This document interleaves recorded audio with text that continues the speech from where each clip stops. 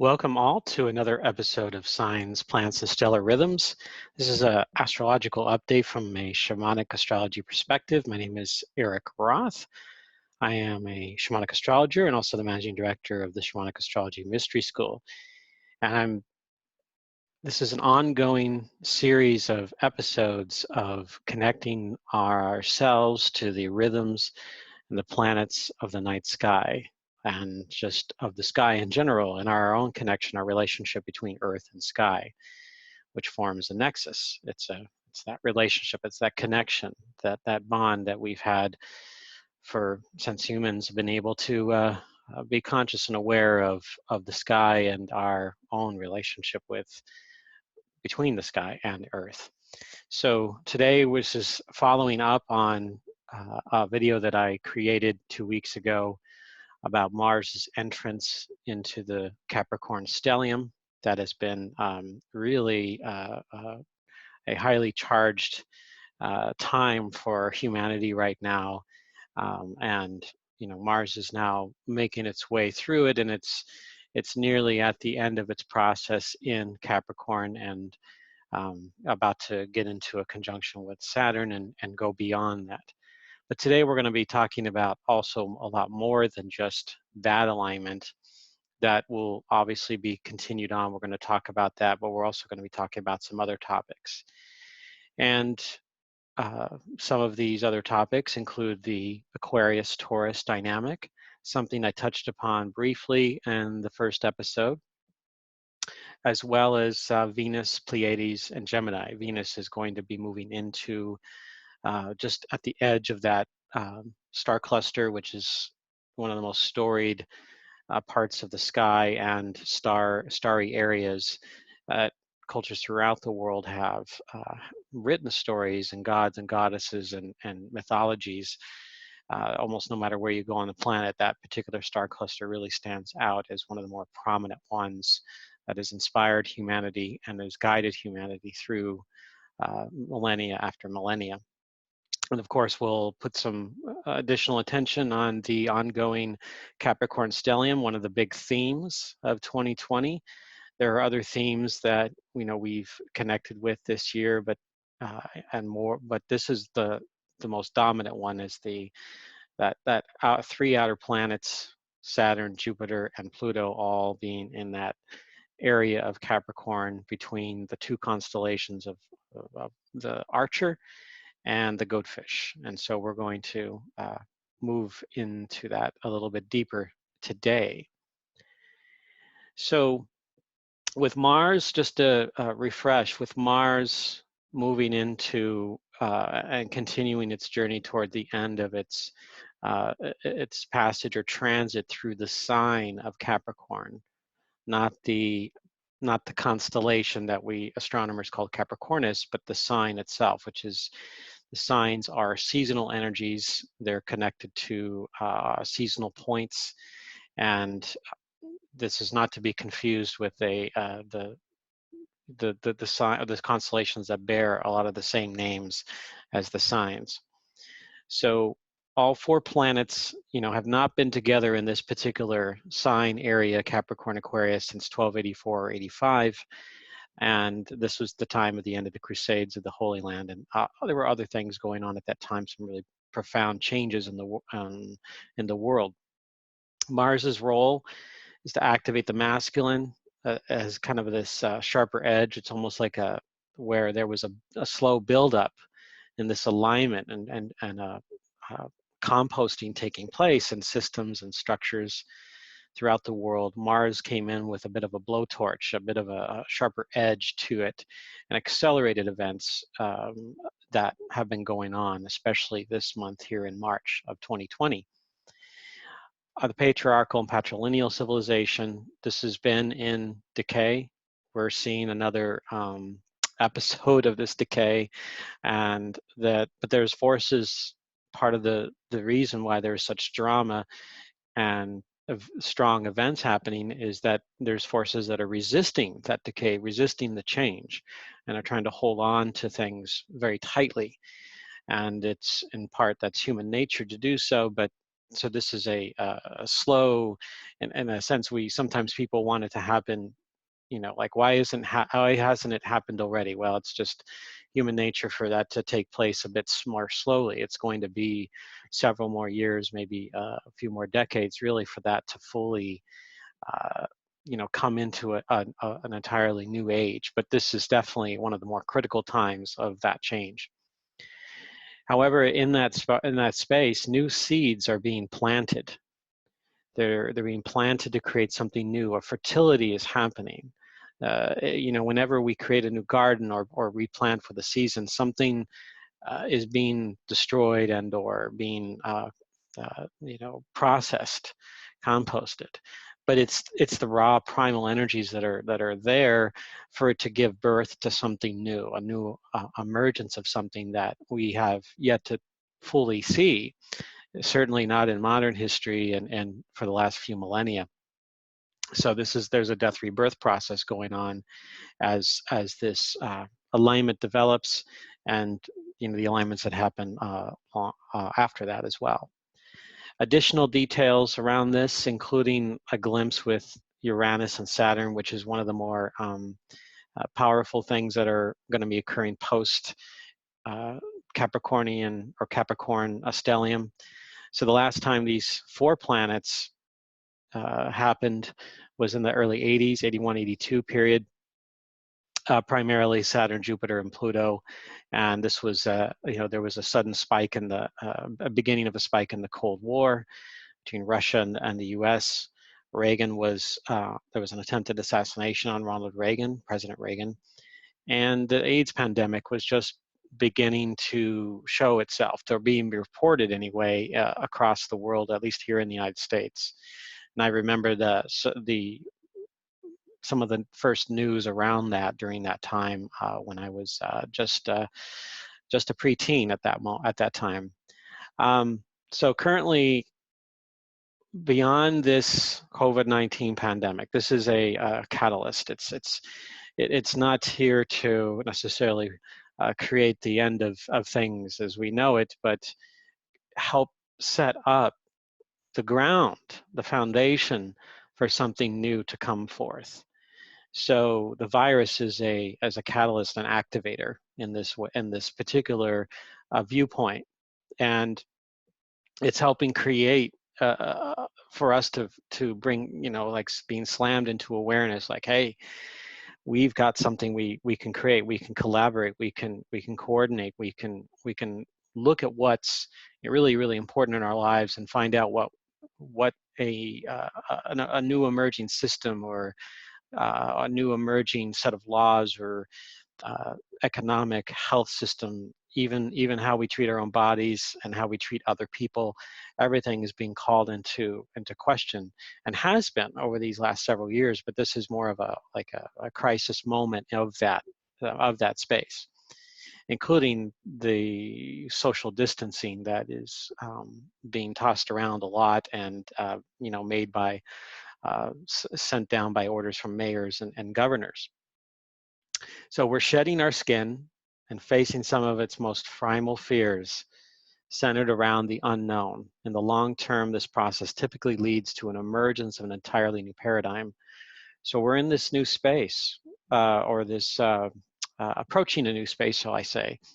And whenever there is a paradigm shifting from one to another, there's always a period of tumult or turmoil or chaos, and an unknowingness, like a lack of really what this is supposed to be. And this is where we are, as human beings, we're adapting to these changing conditions. But we can connect into that and realize that, wait a minute, this is part of the process, and it's not about the fight against this, but to adapt and open up to the seeding of new ideas and new ways of being. It doesn't mean that all the rules and restrictions that are being put in place in the virus is that we just accept it and go on with our lives, but to work with it, to process it, to find out what is going to work and adjust and adapt, that it isn't a permanent state of affairs. as Saturn recently moved into the sign of Aquarius, it's going into a short period of time where it gets within 5 degrees of an exact square of Uranus, the planet Uranus, beginning this year and through 2022.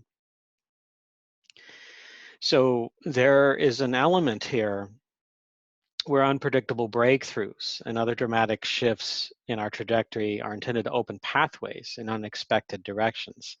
So this could, relate to especially the Aquarius-Taurus dynamic in the world and in Western civilization. This is something that is more questions that are going to come up. Daniel Giamario talks about this a lot in his work, talks and webinars and classes he's given. Kaylin Castell as well as I shared that, and other people have, other astrologers and other people have brought that forth. So new news events in the technological communities and science, and the questions around how these energies that we're discovering, that we're utilizing, and the physical body, the human body, the mind, and how that interaction, that dynamic takes place is being, there's questions about that. There's um, certain levels of issues that are coming up around this, and including health, that we need to certainly be aware of. So here's a review of what I talked about 2 weeks ago. And with Capricorn being the center point here, we can see the acceleration of events, especially beginning in March, March 1st, when Mars got within 10 degrees of Jupiter, and then on March 8th with 10 degrees of Pluto, and March 15th, 10 degrees of Saturn. So the 10-degree orb is a really, from a shamanic perspective, the concentration. It's like think of it as a shamanic conjunction itself. So throughout March, Mars has been passing by all of these outer planets, and just is recently going to be moving into the sign of Aquarius in just tomorrow, actually, and then the next day conjuncting Saturn. And then by April 16th, Mars moves 10 degrees away from Saturn and 10 degrees away from those other two planetary bodies, Jupiter and Pluto. But some of the things I'm going to be focusing on here in this video is also the Mars conjunction with Saturn, the Jupiter and Pluto conjunction, which is the first of 3. June 29th and November 12th are the other 2, the first one coming up on April 4th. The Venus and the Pleiades cluster, star cluster, April 3rd, 4th is in that particular zone, especially looking at the sign of Gemini around that. And then on April 7th, there's a square between Mars and Uranus, which is also part of the Aquarius-Taurus dynamic. So we're gonna take a little bit of a look at that, and what of upcoming events through this first half of April coming up. So March 30th, we can see here Mars entering the sign of Aquarius. We see Jupiter, at 2415. It's within 1 degree of Pluto already at that point. And so Saturn right here is 0 degrees. Mars, just only a half a degree from Saturn. The next day it gets into a conjunction. We can see that boundary between Capricorn and Aquarius, between those two constellations, almost directly in the center of that. So there's something to connect with in the sky. When it's really pretty amazing when you go outside and see a person's able to see 3 of the 4 planets out there. Pluto obviously is too far away and too small to be seen without a telescope. But to see these planets together like this is pretty remarkable and rare. So take advantage of that. It's a time to to connect with it kinesthetically, to meditate with it, to open up to whatever thoughts and feelings and insights can come into you. Some people call them transmissions or wavelengths, that frequencies that might be coming in. But it's simply opening up yourself to guidance from this. Ancient peoples did not have a separation between the night sky and here on Earth, that they lived with this all the time. This was part of, it's, I believe it's part of written into on a genetic level of our connection with consciousness and the beyond, and why we look up to, looking up when it comes to our future, looking up when it comes to our higher self or to gods or goddesses. We're connecting to that sky, that ultimate cosmic teacher is all with us. And then April 4th, we can see here, and I've put a little graphic of Pluto to show you how close Jupiter and Pluto are actually getting in the sky. This is, of course, not representative of actual size or anything like that, but Pluto is there. So if you're seeing Jupiter, which is the brightest of all of these planets here in the early morning sky, you would just have to know that just below Jupiter is Pluto sitting there, and they're both in the exact conjunction, but there's a large window where they're within a few degrees of each other, and so they're going to be dancing. This is the first of 3 conjunctions, and the entire year they're essentially within 10 degrees of each other, and that continues on through the first, I believe it's the first week of 2021. And we can see Mars has made some progress moving away from Saturn and the sign of Capricorn by then. So now let's go into here. In 2012, Venus did the very same thing. So 8 years ago, on the same time period, April 3rd and 4th, as it is here in 2020. This points to one of the great teachers and being able to connect with the rhythm is looking at from 8 years ago, Venus did the very same thing. And looking at it today on the very same period, it shows the regularity of the Venus orbit and its relationship from our perspective, geocentric perspective, where Venus is between right now Earth and the sun. Venus is at its brightest, at its maximum, what they call maximum elongation. It's basically a separation from the sun. This is the time when it's really, really, really prominent, and its brightness may even certainly blot out some of the stars of the Pleiades star cluster. But to know that it's sitting there on those particular days, and one could even say the full first week of April and even the last part of March, we can see Venus in that neighborhood of the Pleiades star cluster. Alcyon being the alpha star in this, associated with, according to Bernadette Reddy, the desire to seek inner knowledge, and is linked to the fates and the judgment of the dead. It's a star which suggests visionary and mystical abilities. This is a star that sits at the edge between, or the star cluster that sits between the edge of the signs of Taurus and Gemini. And it's in the decades to come, it's going to fully move into the sign of Gemini. But right now, it's kind of begins the motion of Venus is going to spend about 4 months in this sign, in the sign of Gemini. So we can see that that this is a really from April 3rd to August 7th, it's in that sign of Gemini, and it's really rare. Venus normally takes about a month to go through a sign, so this is a really powerful moment, and spending that much time, because during this moment, as Venus catches up with Earth in its orbit, that's when, from our perspective here, it looks like it's going to start to move backwards. And as it does that, we see Venus start to get closer and closer to the sun as the sun catches up with it. And then eventually Venus passes directly between the sun and Earth.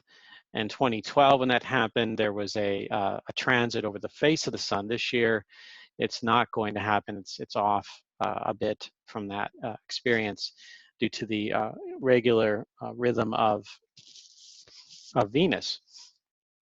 Pleiades, again, cultures held prominent places in Aztec and Mayan cultures, ancient China, Mesopotamia, Egypt, and their great pyramids, and even the Greeks built temples This really captured the inspiration and imagination and reverence of this particular star cluster.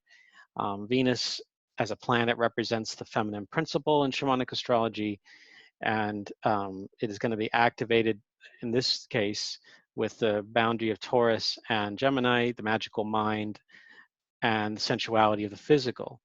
It's a counterpoint. This is what's interesting about this taking place at this time. It's kind of a counterpoint to the intensity that's been going on in this Capricorn and the other planetary cluster that's happening with the 4 planets that I talked about earlier. So this is more about expansion of personalness, of connection to Earth's bounty, the sensuality and receiving, but also opening up the mind to imagination, communication, and play. This is through the feminine energy as an archetype. So we get to experience that, and so that's coming up actually. Really, even right now, it's moving into that that region of space. April 7th, we have a Mars-Uranus square, and on this map that I'm showing here, if obviously because the sun is in between Uranus and Mars, we won't be able to see or kind of feel into that space. However, if we can be up for where Mars is, and we can see where it is located about 90 degrees away here on April, certainly on 90 degrees away on April 7th, that is what we call square. So that when 2 celestial bodies are 90 degrees apart from each other, on at least from an astrological perspective along the ecliptic here, the ecliptic being the path of the sun. This yellowish orange line that goes across the screen here. And we can see Venus on the other side. We can see all the vast majority of planets all sitting here. Pluto would be way over here. Even Vesta is present on this particular screen here. And Uranus being in the Ram constellation, just as it's passed through the fish and moving, long past the equinox, and now spending several more years in the sign of Taurus. So in 2018, this is interesting that during this time, in 2018, Mars and Uranus squared. There was 3 times that it squared each other. And these were the dates that it happened. And that during that time, Mars went through a process where when Earth was catching up with Mars. When that happens, Mars has a tendency to brighten. Earth and Mars are near their closest point. And that's when there's an emphasis on wherever Mars is located, there's an emphasis in that particular sign or archetype. So Aquarius was that archetype with a little bit of Capricorn thrown in there during 2018.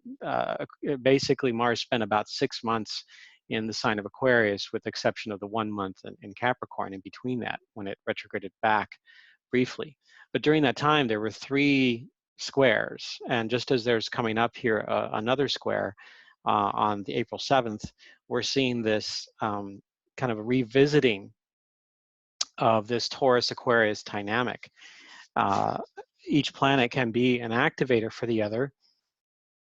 The initiation between the 2 planets within the respective archetypes of Aquarius and Taurus provide opportunities for the masculine to awaken to a higher level of consciousness with respect to enjoying the sensations of being a human on Earth, but also for breakthroughs, for unexpected moments and novelty around that dynamic, that process of waking up to the physical body, of enjoying that while still realizing that our consciousness is something to connect with and expand upon in this life, and have a higher perspective of seeing the world.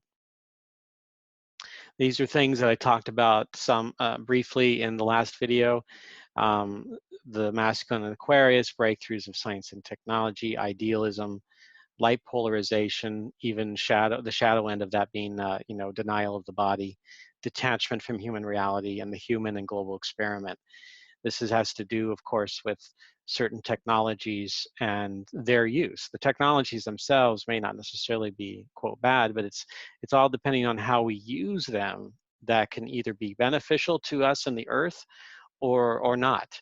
And of course, they're all teachers. They're all teachings for us in this life. And the last time that particular period of time with uh, Mars and Aquarius, 1971 to 1973, when it did that whole process in 71 of spending a long time in Aquarius. The Go Fish constellation, this is something Mars is moving into. This is just a little bit of a insight into how that constellation came to be. And they're in one of the Sky and Telescope magazines, and I didn't write this here in this, but there's an author who did research into this, and he talked about discovering the shape of a particular Mauger boat, which had a goat's head and a kind of a wedge-shaped way of navigating the marshes and the rivers in the ancient Mesopotamia. And it has a very deep and ancient connection to the god Enki, who was one of the precursors to the figure we know as Saturn or Kronos, the symbol of the goat and the fish. So they were merged together there, and that's something to feel free to also research on your own. It's a really powerful figure, and the Go Fish constellation and how it also informs what Mars's process is going through in this coming month or so. This is another showing where the constellation, the different stars and where they're located, they're all in the sign of Aquarius, showing the differences between that the signs are seasonal and the constellations over long periods of time slide against that the seasonal area, the seasonal signs. Mars-Uranus square, the dynamic of Aquarius and Taurus. This is some of the things that I've brought up. You know, I believe that this particular square, which is between March, the two planets are within 5 degrees of each other between March 30th and April 15th. Another reason why I've been focused on this mid-April period as a plateauing of what is happening in the world. Maybe not necessarily an end to what's going on, but a kind of a leveling off in many places. In the United States, there may still be an increase in, for example, the situation with COVID-19, but I feel like there will be this release, and a new reality will come into play that we'll be able to adapt to or adjust to on some level and work with, and perhaps even finding and connecting with some breakthroughs around that period in our lives. Because the social distancing thing, I mean, on a personal level, and I'm sure many of you out there that are experiencing this, we've got mixed feelings, because there's certainly a desire to want to protect ourselves and others from a viral pandemic, but the connection to other human beings, this is part of who we are as human beings. That personalness, that desire to be around for many of us, not everyone, but for many of us, the community, of coordination, of connection, of cooperation, that it done in person can be typically the most effective. And so the Uranus being in the sign of Taurus and the dynamic with Mars and upcoming with Saturn as well can show us maybe some clues and some insights into how we can adapt to these new conditions and work with that, being able to bring in a sense of personalness and an engagement with the physical senses. So the other perspective here is a cosmic perspective of Aquarius itself, of being able to see from high above as an eagle would see, or in the clouds, is being able to see that everything as it is and work with that from that space rather than just from in the forest itself or in the streets of downtown. Another phase of this is Saturn-Uranus square coming in between March 11th and May 1st. Saturn and Uranus are within 5 degrees of a square. They don't actually have an exact square. That doesn't happen until 2021. But they get into that space 2021-2022 period, and it's activating the current of that dynamic, the physical and the consciousness, like two things that are have uh, a lot of wonderful qualities, but also have a shadow. But this is a way that maybe we can find a pathway to alchemize that more effectively in our lives. As we can see, all of April is in that period, most of March, and just up until Beltane around May 1st. Saturn represents the structure and form of matter, including systems, institutions, economics, and the underlying growth through limits and boundaries. Saturn Aquarius means bringing in a reality to the effects of innovation, technology, novelty, and expanding consciousness in the third dimension and the human body systems, forms, and overall health. Emily Trinkas also talks about Saturn and Aquarius in her recent video. I would encourage you to look at that as well. Daniel Giamario and Kaylin Castell also share from a shamanic astrology perspective to connect with this, and they've been doing recently a series of videos that may give you additional perspective and insight, and any other that you're called to, another astrologer or other people in the healing arts or the helpful arts, or any other divinatory practices that you may be finding yourself attracted to, can give you some additional insights into a lot of these alignments that I'm talking about. And we all those astrologers and shamanic astrology, myself and many others, are all contributing to this to help bring awareness of that. The square of Uranus and Taurus connects us in a similar fashion to how Mars does, except with the longer term results. So with Saturn, there's going to be much more longer term results from that. It's the seed planting that's going on around that alignment, where Mars is more of kind of an activator, a kind of getting going, a spark, if you will. And then Saturn will try to bring that into a larger capacitor for storage for the long-term energy. April 15th, there's a Mars-Moon conjunction shown on this here on the 16th, where it's actually visible in North America in the early morning sky. So it's another area we can still see Saturn and Jupiter strongly up there. Saturn has already moved at 1.5. It only gets up to just under 2 degrees Aquarius this year.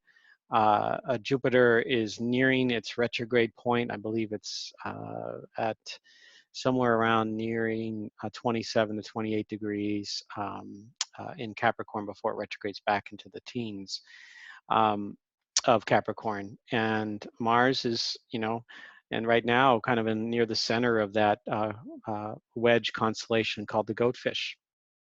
And I believe that can help release a lot of what's been happening, and where we can maybe get perhaps some clarity or some new insight, new information, new knowledge, wisdom about what's been going on not only in the United States, but in the world. We're already seeing a few, and of course there are people that are skeptical around this. There are certainly some countries, a few countries in the world that are seeing, quote, a leveling off and not such a large amount of spikes in the infection rate. So this is something that we, with certain ability that for us here in the US and other and places in Europe and other countries, can find out what they're maybe doing right or wrong, and or helping themselves, that we might be able to apply here and adjust and adapt, and realize that there is a quote light at the end of the tunnel here with this process. But it also is, again, a very powerful creative vibration where we can all co-create, or we can all connect, rather than just simply huddle up in fear and panic. That there's something magical happening here, and it's for us to, we can only be really what we give ourselves the power to be, and we can take advantage of this time in beautiful ways. It doesn't mean that there's still, a certain a danger around this virus and what it can do. It just means that we don't have to necessarily be dictated to in every aspect of our life, but we can adapt and adjust to it and be more aware and conscious of it, so that we can still have healthy lives for, and be able to make decisions around that. There is the another insight to in May, the following Mars Moon conjunction. I put this in there to show you how far Mars has moved by then. So this could again be very interesting. In fact, Saturn at that point will have started to move into retrograde, as you can see here. I got that RX symbol there. And this concludes our video around all the topics I've shared today. This is an ongoing series, and I'll be creating other videos that also are just about certain particular topics, maybe shorter videos around certain things. But I've certainly been spurred on to create this to help bring awareness to everyone out there, and also tune in to other astrologers and the Shamanic Astrology Mystery School with Daniel. These are resources we can all take advantage of. As an shamanic astrologer, I offer personal readings, classes, and events, as well as astrocartography. And I've got my information right on there. And then also the information about the Shamanic Astrology Mystery School, Daniel Giamaro's Paradigm, at shamanicastrology.com, my website, and spiralnexus.com. And I write, on most months, I write full articles.